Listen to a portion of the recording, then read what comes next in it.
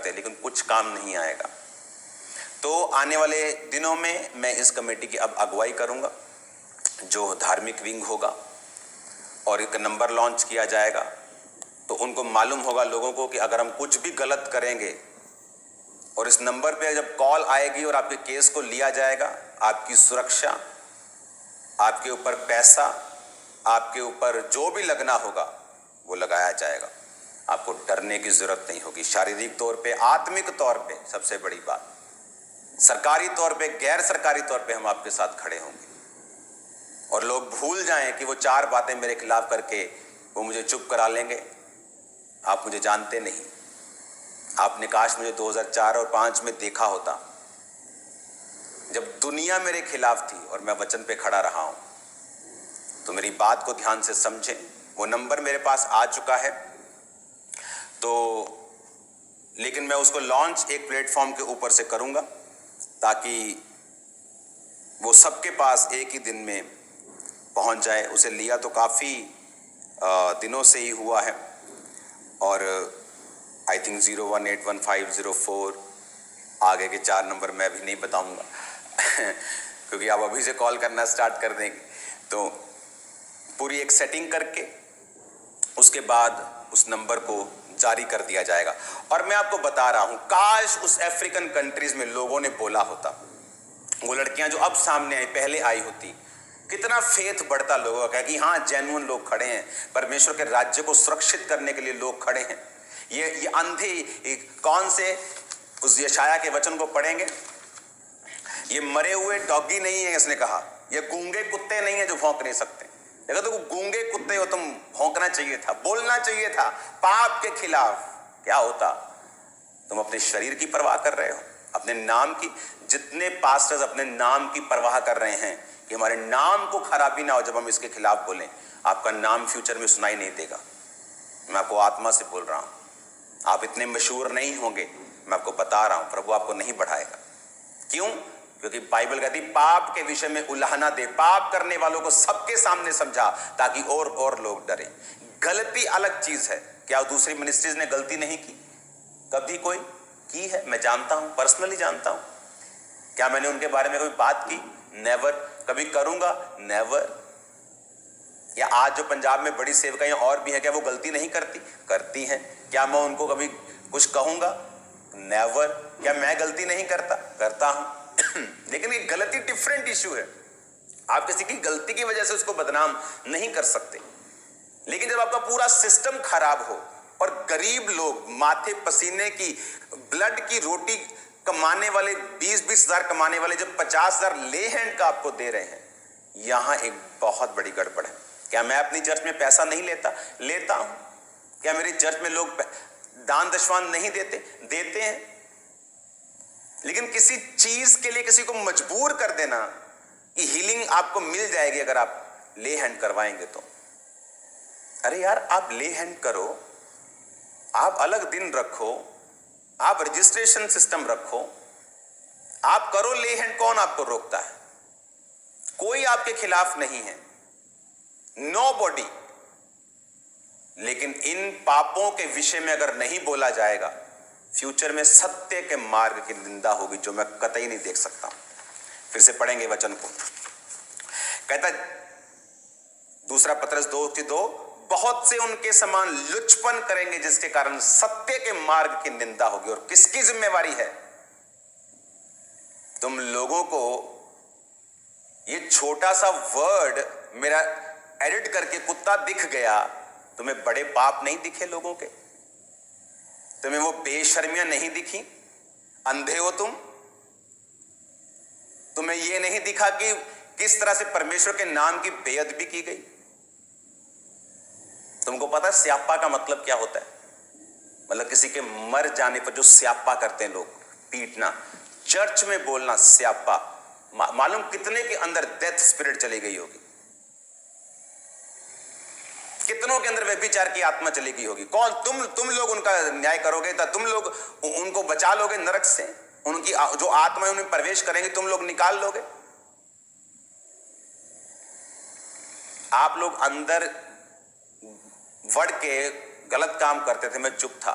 लेकिन जब आप पब्लिक के बीच में आके जब आप उनकी आत्माओं को नरक भेजने की तैयारी कर लेंगे तो आपको समझना होगा ये नहीं होने दिया जाएगा, कतई नहीं होने दिया जाएगा। तो ये बात को ध्यान से समझें, वचन पर चले, बेशर्मी छोड़ दें, खुदा की पवित्रताई पर चलें ताकि आप भी बचाए जाएं। क्योंकि सिर्फ स्टेज पर आके माफी करने से कुछ नहीं होता। स्टेज के पीछे आप क्या हैं, उसके पीछे आप क्या करते हैं, क्या आपको मालूम है? लोग आप ही के लोग बता देते हैं और आपको मालूम नहीं होता। السلام عليكم ومرحبا بكم على مدينة بوزنيقة. معكم مصطفى ربيحي كونسي كوميرسال chez Ktadi Immobilier au projet. Hallelujah. खुदावन हमारे साथ है और ये नंबर लॉन्च किया जाएगा वेरी सून। 2 बज गए हैं, मेरा टाइम ओवर हो चुका है। आज शाम को प्रार्थना पहाड़ पे मिलते हैं यीशु मसीह के नाम में। Very wonderful place. मेरी प्रार्थना है कि आप लोग जल्दी आने पाएं। मैं प्रार्थना कर रहा हूँ इसको और एक्सटेंड कर लें, फिर 500 लोगों को भी बुला सकते हैं, क्योंकि मैं चाहता नहीं हूँ कि आप हम लोग यहाँ हज़ारों में इकट्ठा हों रोज, ताकि जो गेस्ट आते हैं रोज वो इंजॉय करें उस प्रेयर माउंटेन का। Hallelujah. God bless you all. तो ग्लोबल क्रिश्चियन एक्शन कमेटी की मीटिंग बहुत जल्द बुलाई जाएगी। उसके पॉलिटिकल विंग अपना काम करेगा, लेकिन जो धार्मिक विंग है ये अब अपनी रीति के साथ काम करेगा और सब कुरीतियों के खिलाफ, सब कुकर्मों के खिलाफ, सब व्यभिचारों के खिलाफ ये खुल के खड़ा होगा। और अगर लोग नहीं सुधरे तो ये सब तरह के काम करेगा। वो लीगल हो, वो सरकारों से मिलना हो, वो कोई कुछ भी हो, ये काम किए जाएंगे। और अगर आप सुधर गए तो मेरा किसी के साथ, मैं प्रभु की कुर्सी पे बैठा हूं, कोई वैर कोई विरोध नहीं है। ना मेरी किसी के साथ जेलसी है, मैं खुदा की कुर्सी पे बैठा हूं। ना किसी के साथ वैर है, ना विरोध है, मुझे किसी के साथ कोई मतलब नहीं है। अरे मेरे को तो अपने माता पिता से मिले टाइम हो जाता है, मुझे क्या लेना देना दुनिया से। मेरे पास जितना पैसा, मैं दुनिया घूम सकता हूं, एवरी डे वर्ल्ड टूर कर सकता हूं हर महीने, लेकिन मेरी लाइफ डिफरेंट है, अलग है। और मैं आप लोगों के लिए खड़ा हूं, मसीह लोगों के लिए खड़ा हूं, मसीह लोगों की रूहों को बचाने के लिए खड़ा हूं।